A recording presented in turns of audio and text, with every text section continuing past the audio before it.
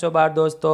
આજે આપણે ધોરણ 6 વિષય વિજ્ઞાન નવા અભ્યાસક્રમ મુજબ સેમેસ્ટર 2 પાઠ 11 આપણી આસપાસની હવા સ્વાધ્યાયનું સોલ્યુશન જોઈશું। એ પહેલાં હજુ સુધી આપણી ચેનલને સબસ્ક્રાઈબ ના કરી હોય તો કરી લેજો। બાજુમાં આવેલા બેલ આઇકનને દબાવી દેજો જેથી આવનારા વિડીયોનું નોટિફિકેશન તમને મળતું રહે। ચાલો વિદ્યાર્થી મિત્રો સોલ્યુશન જોઈ લઈએ। પ્રશ્ન 1 હવાનું બંધારણ એટલે શું? જવાબ હવા મિશ્રણ છે। હવાના બંધારણમાં નાઇટ્રોજન વાયુ 78%, ઓક્સિજન વાયુ 21% અને બાકીના 1%માં કાર્બન ડાયોક્સાઇડ વાયુ, પાણીની વરાળ, ધૂળના રજકણો, આર્ગોન તથા અન્ય વાયુઓ છે। પ્રશ્ન 2 વાતાવરણનો કયો વાયુ શ્વસન માટે જરૂરી છે? જવાબ વાતાવરણમાં રહેલો ઓક્સિજન વાયુ શ્વસન માટે જરૂરી છે। પ્રશ્ન 3 દહન માટે હવા જરૂરી છે તે કઈ રીતે સાબિત કરશો? વિદ્યાર્થી મિત્રો આ પ્રયોગ છે એ પરીક્ષામાં પૂછાયા જ કરે છે એટલે કે ખાસ ધ્યાન આપજો। જવાબ હેતુ દહન માટે હવા જરૂરી છે તે સાબિત કરવો।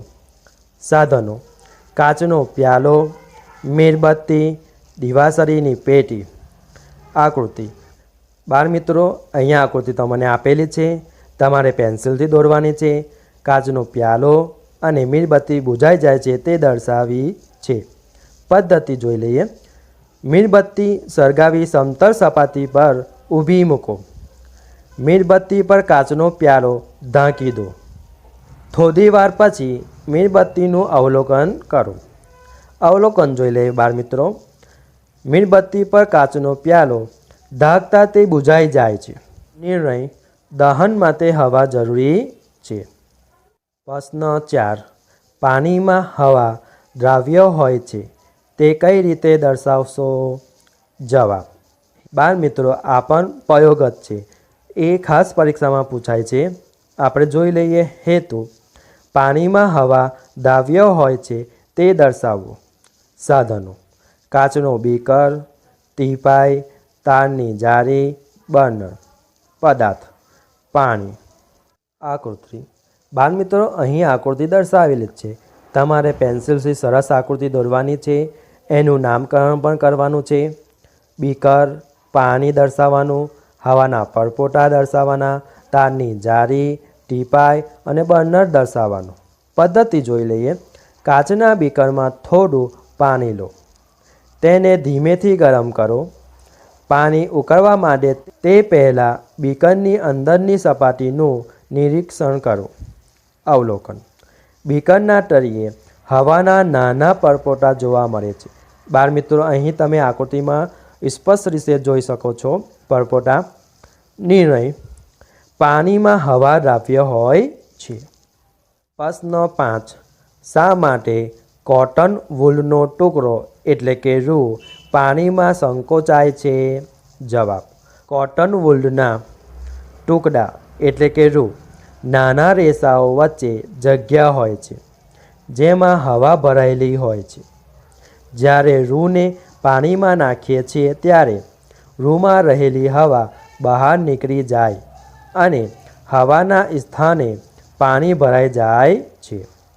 આથી રૂમાં રહેલી જગ્યા પૂરાઈ જાય છે। રૂમાં પાણી ભરાવાથી તે પાણીમાં સંકોચાય છે।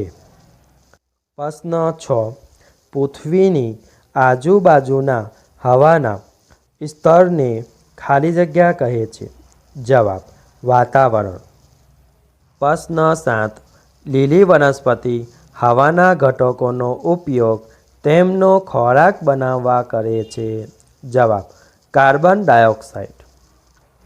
પ્રશ્ન 8 હવાની હાજરીને લીધે શક્ય હોય તેવી 5 પ્રવૃત્તિઓની યાદી કરો। જવાબ હવાની હાજરીને લીધે શક્ય હોય તેવી 5 પ્રવૃત્તિઓ નીચે મુજબ છે। કાગળની ફરકડી બનાવવી, તેને ફેરવવી। વેધરકોક દિશા દર્શાવે છે। પદાર્થનું સરગવું, માટીને પાણીમાં પલાળતા પરપોટા થવા, પાણીને ગરમ કરતા હવાના પરપોટા નીકળવા. પ્રશ્ન 9. વનસ્પતિઓ અને પ્રાણીઓ કઈ રીતે વાતાવરણમાં વાયુઓની આપ-લે માટે એકબીજાને મદદ કરે છે? જવાબ. લીલી વનસ્પતિ દિવસે પ્રકાશસંશ્લેષણની ક્રિયામાં વાતાવરણમાંના કાર્બન ડાયોક્સાઇડ વાયુનો ઉપયોગ કરે છે અને ઓક્સિજન વાયુ મુક્ત કરે છે. વનસ્પતિઓ એ પ્રકાશસંશ્લેષણમાં મુક્ત કરેલો ઓક્સિજન વાયુ પ્રાણીઓનું શ્વસનમાં લે છે અને કાર્બન ડાયોક્સાઇડ વાયુ મુક્ત કરે છે. પ્રાણીઓએ શ્વસનમાં મુક્ત કરેલો કાર્બન ડાયોક્સાઇડ લીલી વનસ્પતિને પ્રકાશસંશ્લેષણની ક્રિયામાં ઉપયોગી બને છે. આ રીતે વાતાવરણમાં ઓક્સિજન અને કાર્બન ડાયોક્સાઇડનું સમતોલન જાળવી રાખી વનસ્પતિ અને પ્રાણીઓ તેમની અગત્યની ક્રિયાઓમાં એકબીજાને મદદરૂપ બને છે. હવે વિદ્યાર્થી મિત્રો, વૈજ્ઞાનિક કારણો જોઈ લઈએ. વૈજ્ઞાનિક કારણો આપી સમજાવો. પહેલું વૈજ્ઞાનિક કારણ જોઈ લઈએ કે ઊંચા પર્વતો પર જતા પર્વતારોહકો પોતાની સાથે ઓક્સિજનના સિલિન્ડર સાથે લઈ જાય છે. જવાબ. ઊંચા પર્વતો પર હવા પાતળી હોય છે અને હવામાં ઓક્સિજનનું પ્રમાણ ઓછું હોય છે. પર્વતારોહકોને શ્વસન માટે જરૂરી ઓક્સિજન ત્યાંની હવામાંથી મળતો નથી. આથી ઊંચા પર્વતો પર જતા પર્વતારોહકો પોતાની સાથે ઓક્સિજનના સિલિન્ડર લઈ જાય છે. બીજું વૈજ્ઞાનિક કારણ, શિયાળામાં વહેલી સવારે પાંદડા પર પાણીના ટીપાં જોવા મળે છે. જવાબ. શિયાળામાં દિવસ દરમિયાન પાણીનું સૂર્યપ્રકાશની ગરમીથી બાષ્પીભવન થાય છે. આ વરાળ શિયાળાની રાત્રે ઠંડી પડે છે અને પાંદડા, પથ્થર, છાપરાના પતરા જેવી ઠંડી વસ્તુને સ્પર્શતા તેનું ઘનીભવન થઈ પાણીના ટીપાં રૂપે તેના પર જામે છે. આ કારણે શિયાળામાં વહેલી સવારે પાંદડા પર પાણીના ટીપાં જોવા મળે છે. ત્રીજું વૈજ્ઞાનિક કારણ, આપણે હંમેશા નાક વડે શ્વાસ લેવો જોઈએ. જવાબ. નાકની અંદર સૂક્ષ્મ વાળ તથા શ્લેષ્મ એટલે કે ચીકણો પદાર્થ આવેલો છે.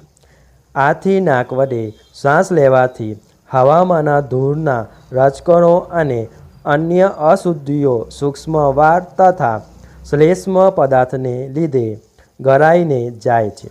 તેથી આવી અશુદ્ધિઓ શ્વસન તંત્રમાં જતી અટકે છે. વળી નાકની આંતરત્વચા પરથી હવા પસાર થતાં ગરમ થઈને જાય છે. આથી આપણે હંમેશા નાક વડે શ્વાસ લેવો જોઈએ. ચોથું વૈજ્ઞાનિક કારણ, કારખાનામાં ભઠ્ઠીની ઉપર ઊંચી ચીમની રાખવામાં આવે છે. જવાબ. ઉત્પન્ન થતા ધુમાડા, દૂષિત વાયુઓ, રાસાયણિક પદાર્થોની રજકણો વગેરે ઊંચી ચીમનીની દ્વારા ઊંચે હવામાં મુક્ત કરવામાં આવે છે. ઊંચે મુક્ત કરેલા દૂષિત વાયુઓ ઉપરના વાતાવરણમાં રહેતા હોવાથી આપણા તથા અન્ય સજીવોના શ્વસનમાં જતા અટકે છે. આથી આપણું અને અન્ય સજીવોનું આરોગ્ય જોખમાતું નથી. તેથી કારખાનામાં ભઠ્ઠીની ઉપર ઊંચી ચીમની રાખવામાં આવે છે. પાંચમું વૈજ્ઞાનિક કારણ, હવા મિશ્ર છે. જવાબ. હવાના બંધારણમાં નાઇટ્રોજન વાયુ, ઓક્સિજન વાયુ, કાર્બન ડાયોક્સાઇડ વાયુ અને અન્ય વાયુઓ આવેલા છે. હવામાં રહેલા વાયુઓ પોતાના ગુણધર્મો જાળવી રાખે છે. વળી જુદી જુદી જગ્યાએ હવામાં રહેલા આ વાયુઓનું પ્રમાણ સહેજ જુદું હોય છે. આ મિશ્રના ગુણધર્મો છે. હવા આ ગુણધર્મો ધરાવતી હોવાથી હવા મિશ્ર છે. જો બાળ મિત્રો, આ મારો વિડીયો તમને ગમ્યો હોય તો લાઈક કરજો અને તમારા ફ્રેન્ડ સાથે એને શેર કરજો. હા બાળ મિત્રો, હજુ સુધી મારી ચેનલ તેજુબ એજ્યુકેશન સબસ્ક્રાઈબ ના કરી હોય તો કરી લેજો અને બાજુમાં રાખેલા બેલ આઇકનને દબાવી દેજો. તેથી તમને આવનારા ઉપયોગી વિડીયોનું નોટિફિકેશન તમને મળતું રહે. Thank you.